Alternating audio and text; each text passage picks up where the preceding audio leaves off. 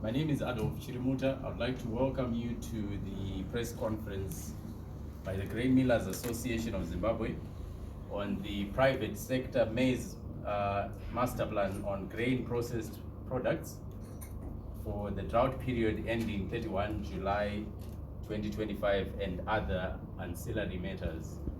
If you may allow me to introduce the panel that we have here this morning, starting from my right, your left. I've got Mr. Maunganidze, who is also a member of the GMA's board. And I've got next to him, I've got Ms. Rutendo Chidemo from Victoria Foods. Seated next to her is Mr. Gautam Pradhan from Edurate, Mrs. Kwaramba from Ministry of Industry and Trade. And then from my left on this side, I've got Mr. Kamau from Blue Ribbon Foods and Mr. Chiponeta from National Foods. And then seated in the middle is our chairman for Grain Millers Association, Dr. Tafadzwa Musarara. And I will allow him to take the podium and also introduce the rest of the panel. Thank you.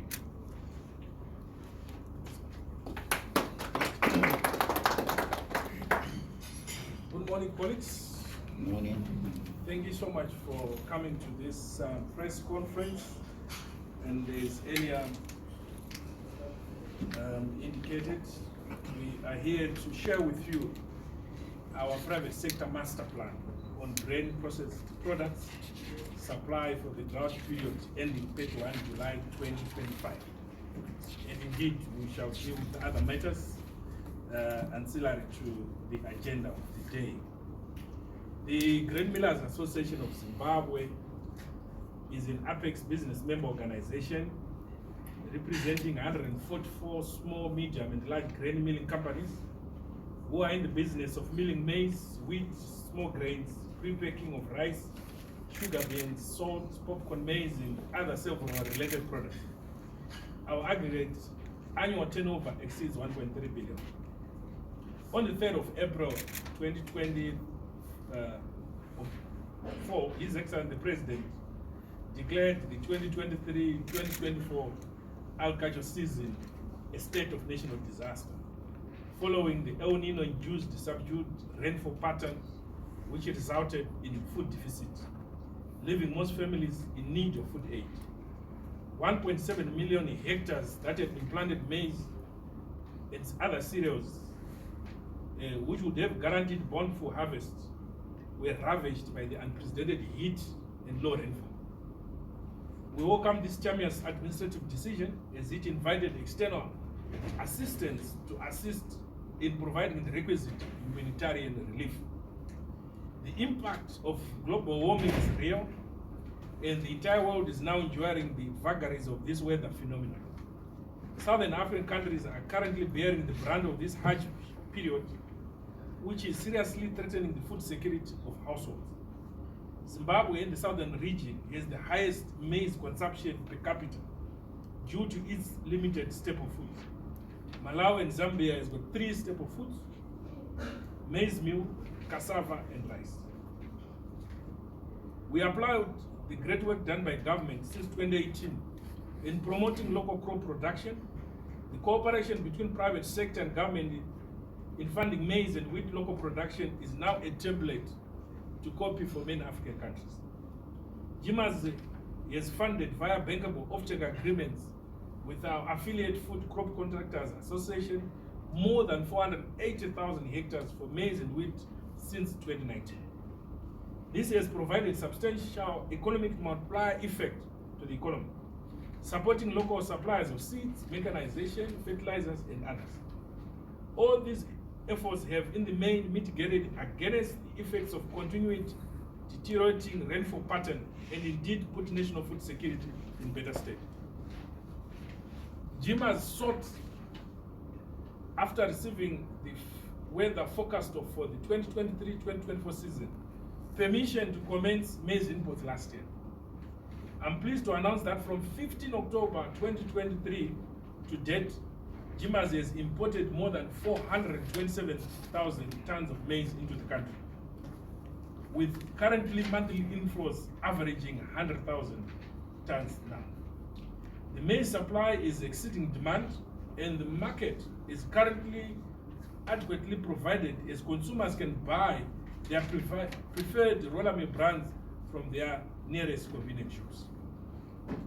Grain importation. We'll be increasing our source countries to about 5, to include Brazil, Mexico, Russia, Argentina, and America. A GMAS delegation will be in Sao Paulo soon, meeting members of the Brazilian Grain Exporters Association to negotiate and conclude supply agreements of maize, white and yellow, for both livestock and human consumption. Also, rice. Yellow maize has a high nutrient content of vitamin A. The delegation also meets suppliers of industrial grain milling equipment. It is prudent and in the best national interest to diversify our source countries so that we mitigate the risk of ever-changing and unstable global geopolitics that continue to disrupt global commerce. We are aiming to bring in 1.4 million metric tons of maize between now and July 30, 2025, utilizing all our frontiers. Beira Port will dock maize shipments for the eastern and northern part of the country. Maputo will dock shipments into southern region of the country via Chikwalakwala. Durban will dock shipments into both southern and northern regions. Plumtree and Bedbridge will continue to provide gateway and expedited services for maize from South Africa. This comprehensive plan assures the market of adequate stocks from local millers. Our thrust is to deliver on 2 key fundamentals of national food security, namely availability and affordability.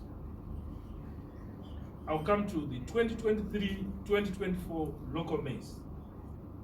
We welcome the producer price by the Minister of Agriculture of $390 per ton delivered. Millers are going to absorb these prices and pay farmers. I'll come to the massive distribution of roller mill and products to the rural shops.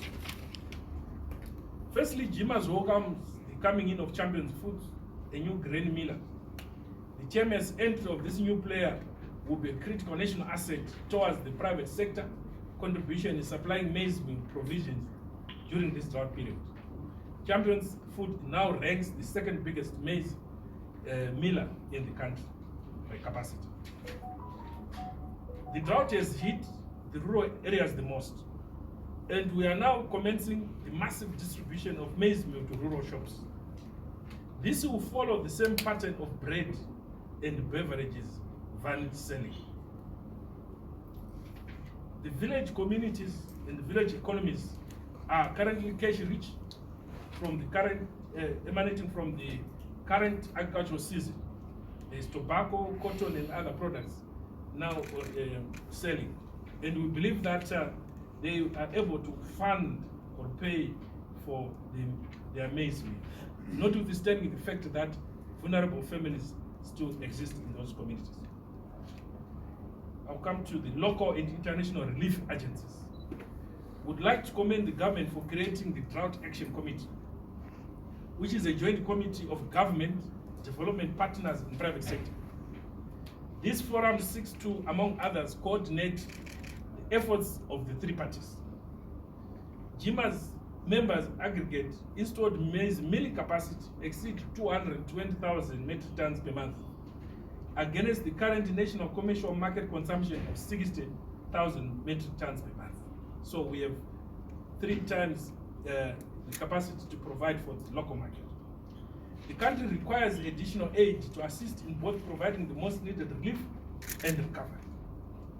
However, aid has the potential to destroy local industries, reversing the industrial growth that has been recorded so far, and creating massive unemployment, closure of companies and others.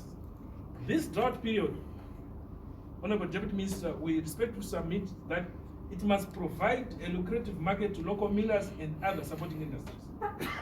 We are now appealing to all the relief aid agencies to procure their maize meal from local millers. Furthermore, we respectfully recommend that relief aid be distributed either as money transfers or coupons directly to the beneficiaries, who then access the products from their nearest shops. This will preserve local value chain and secure the recovery of local agriculture post-drought period. I'll come to ZIG. GIMAS was the first business member organization to accept and embrace ZIG. Prior to its launch, the exchange rate movement were no longer sustainable for millers. Zimbabwe had become the only country in Africa that could not sell staple food to formal shops on 30-day account.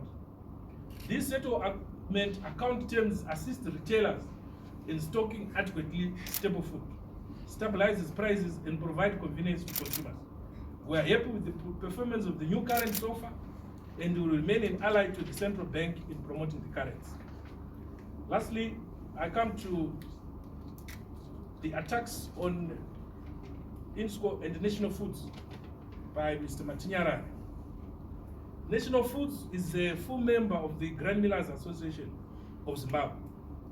It is the oldest and arguably the biggest milling enterprise in the country. Its products are undoubtedly found in each household nationwide.